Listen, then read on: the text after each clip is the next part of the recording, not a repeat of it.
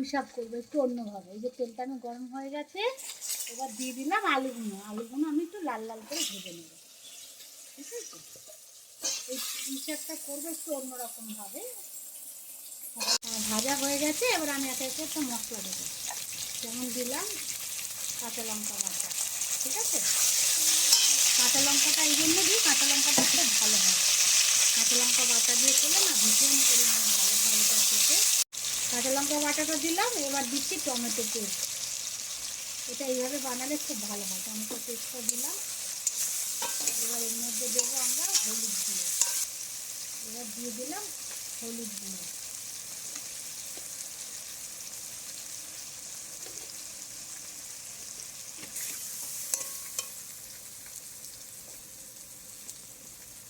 এটার মধ্যে আমি একটু লঙ্কার গুঁড়ো দেবো। আমি সাধারণত কাঁচা লঙ্কাই বেশিটা রান্না করি, তো এই রান্নাটা একটু লঙ্কার গুঁড়ি না দিলে ভালো হয় না। আর একটু জল দিয়ে দেবো, কেন তেলের মধ্যে একটু জল না দিলে লঙ্কার গুঁড়িটা আমার পুড়ে যাবে। দেখো কি সুন্দর দেখতে হয়েছে, কালারটা দারুণ সুন্দর হয়েছে, দেখতে সুন্দর, বেশ সুন্দর লাগছে। এবার দেবো ধনের গুঁড়ো। ধনের গুঁড়োটা দিচ্ছি, বাটতে তো পারি না, কেন ধনেটা বাটা খুব শক্ত, তার জন্য গুঁড়োটা দিয়ে করি, খুব সুন্দর লাগবে। এবার আমি এইগুলোকে একটু ভালো করে কষে নেব সব মিলিয়ে। এই যে পুঁই শাকগুলো আমি কেটে ধুয়ে রেখেছি বেশ সুন্দর করে, একটু বড় বড় করে। এবার আমি পুঁই শাকগুলো এর মধ্যে দিয়ে দেবো, দিয়ে নাড়তে থাকবো।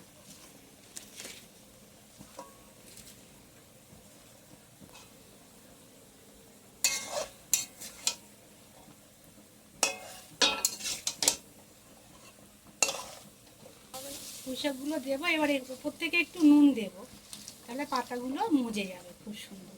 দেখিয়ে দিচ্ছি, দিয়ে একটু ঢাকা দিয়ে দেবো। এবার ওপর থেকে একটু নুন দিয়ে দেবো, একটু অল্প করেই দেবো, পাতাগুলো মজে যাবে, তারপরে পরে আবার দেবো। এবার ঢাকা দিয়ে দেবো, একটা থালা দিয়ে ঢাকা দিয়ে দেবো, একটু মজে যাবে, তারপরে আবার দেখাবো। একটু ঢাকা দেওয়া থাকতো।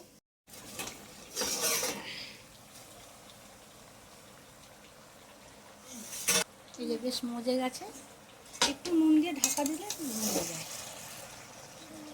বেশ সুন্দর।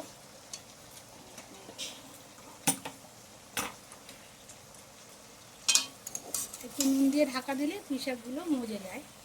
পাতাগুলো ছিল বলে এরকম লাগছিল একটু। এইবার আমরা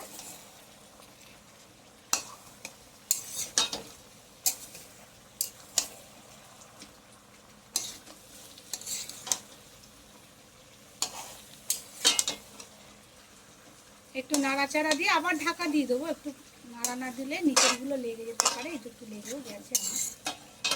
চিনি দেবো আমি, যে যেমনভাবে মিষ্টি খায় আর কি, সেরকম অনুযায়ী, তবে একটু ঝাল মিষ্টি বেশি হলে ভালো লাগে। এটা আমাদের পুরো রেডি, নামিয়ে ফেলার কাজ। একটু চিনি দিয়েছি, আর একটু ফুটবে, তারপরেই আমি নামিয়ে ফেলবো।